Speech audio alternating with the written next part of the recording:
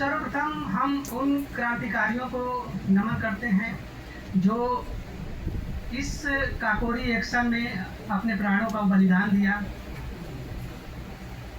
मनुष्य की महान स्वतंत्रताओं में से सबसे महत्वपूर्ण स्वतंत्रता है उसकी अपनी आवश्यकता और अपने देश के प्रति उसका गर्व। इन्हीं ये स्वतंत्रता कई रूपों, कई लक्ष्यों और कई अलग अलग विभिन्न विचारों पर आधारित हो सकती है। इसलिए काकोरी घटना का महत्वपूर्ण बात और भी बढ़ जाता है कि इसमें शामिल स्वतंत्रता आंदोलन के क्रांतिकारी किन विचारों, उद्देश्यों और लक्ष्यों को समाहित किए हुए थे। राम प्रसाद बिस्मिल खुद लिखते हैं इसके बारे में, हे मातृभूमि तेरी जय हो, सदा विजय हो, प्रत्येक भक्त तेरा सुख शांतिमय और कांतिमय हो। अज्ञान की निशा में, दुख से भरी दिशा में, संसार के हृदय में तेरी प्रभा उदय हो। यही सार है राष्ट्रीय आंदोलन का, राष्ट्रीय क्रांतिकारी आंदोलन का। जब हम क्रांतिकारी शब्द का इस्तेमाल करते हैं तो कई बार हमें यह समझ में नहीं आता कि क्रांतिकारी है क्या। क्रांतिकारी नाम सुनते ही मेरे मानसिक पटल पे, हमारे मानसिक पटल पे एक बड़ा सा दृश्य उभर के आता है कि हथियार लिया होगा, बंदूकें ली होगी और रणभूमि में या फिर किसी घटना के विद्रोह में खड़ा होगा। लेकिन आज भी हमारे युवा क्रांतिकारी बहुत सारे जगहों पे क्रांतिकारी विचारधाराओं का इस्तेमाल कर रहे हैं, जिनमें सबसे बड़ा है डिजिटल प्लेटफॉर्म। डिजिटल प्लेटफॉर्म पर आज हर कोई क्रांतिकारी है, युवा क्रांतिकारी ही है। क्या लिखता है उससे पता भी नहीं और कब लिखता है यह भी नहीं पता। तो इसलिए क्रांतिकारियों को नमन करते हुए क्रांतिकारी विचारधाराओं को, अपने लक्ष्यों को, उद्देश्यों को ध्यान रखने की जरूरत है। काकोरी एक्शन का उद्देश्य क्या था? उनमें सर्वप्रथम यह कि सत्ता को चुनौती दी गई थी। यह अर्थात मानसिक आघात करना था। सोचने वाली बात है कि आखिर मानसिक आघात किस पे, किन पर मानसिक आघात करना है और कैसा करना है। उनके मंसूबों पर उनको हतोत्साहित करना था, उनको एहसास दिलाना था। आज भी यह काम अनेक युवाओं द्वारा क्रांतिकारियों को करना और आसान हो गया है और इनके लिए उन्हें माध्यम भी मिला हुआ है। इसलिए जैसे वोट देना और डिजिटल मीडिया प्लेटफॉर्म, इसलिए क्रांतिकारी विचारों को ध्यान में रखते हुए जब भी हमें मौका मिले इन माध्यमों का उपयोग करें, सत्ता को चुनौती दें और मानसिक और सामाजिक लक्ष्यों को एहसास कराएं कि आखिर क्यों क्रांतिकारी विचार जरूरी है। दूसरा उद्देश्य यह था कि मुक्त होना है, आज़ाद होना है। किससे आज़ाद होना है और कैसे आज़ाद होना है? तो शोषण से।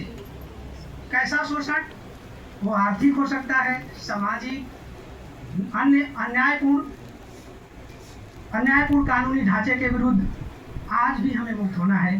कुछ चीज़ों से, कुछ लक्ष्यों से, समाज में फैली बुराइयों से, घृणा से, द्वेष से, आर्थिक रूप से भी कुछ शोषण है जिनसे हमें मुक्ति की आवश्यकता है। जैसे महंगाई है, बेरोजगारी है, कुशलता, अकुशलता है। अकुशलता जैसे सब, जैसे स्किल है ही नहीं, तो हमें उसके प्रति भी क्रांतिकारी विचार लाना आवश्यक है। राजनीति में फैली बुराई जैसे जातिवाद, क्षेत्रवाद जैसे मूल्यों को भी स्थापित करना है। अन्य कुछ उद्देश्य भी हैं, जैसे स्वतंत्रता संघर्ष में आत्मनिर्भर बनाना। आज आत्मनिर्भरता का तो पूरा प्रोग्राम चल रहा है, युवाओं को प्रेरित करना है। किन मुद्दों को?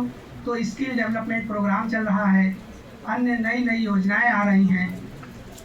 जनता के बीच जागरूकता फैलाना है।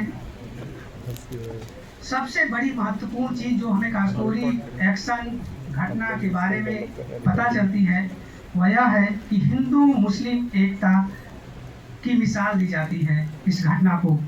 क्यों?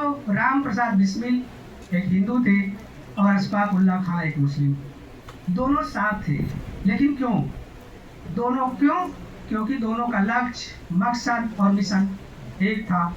इसके बारे में अशफाक उल्लाह खुद कहते हैं और लिखते हैं कि बिस्मिल हिंदू है, कहते हैं बिस्मिल हिंदू है, कहते हैं फिर आऊँगा ले नया जन्म, ए भारत माँ तुझको आज़ाद कराऊंगा।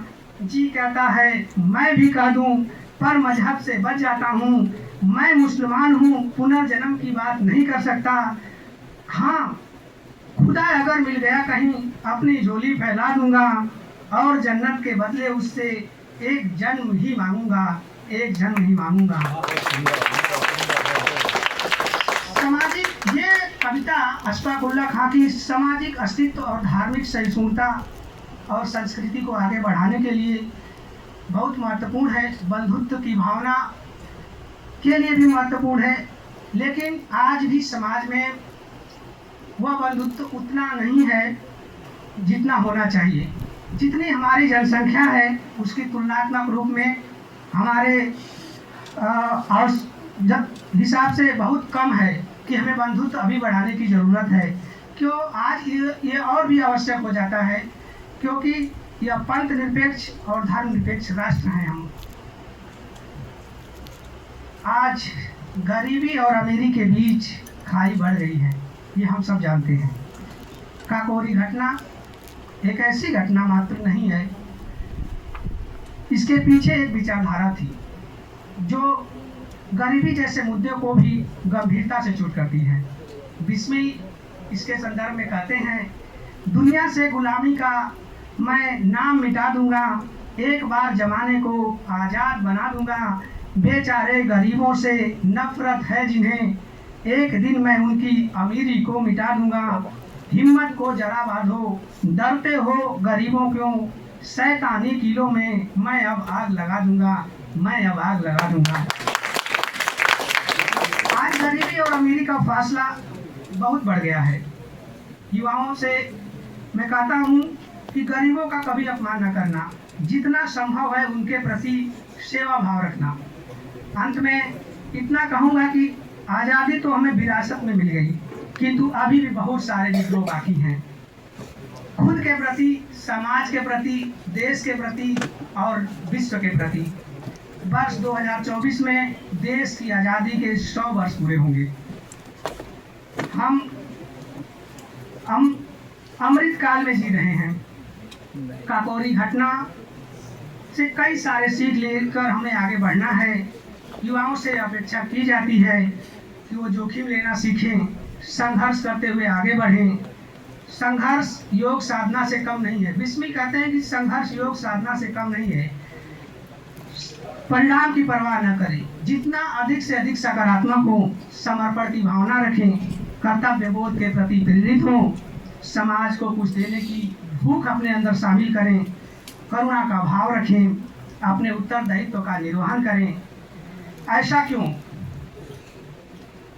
क्योंकि आज आप भी अपने जीवन के ऐसे अहिंसक क्रांतिकारी भावना का विकास करें जैसे हम आज 100 वर्षों बाद भी काकोरी घटना और इसके क्रांतिकारियों को याद कर रहे हैं।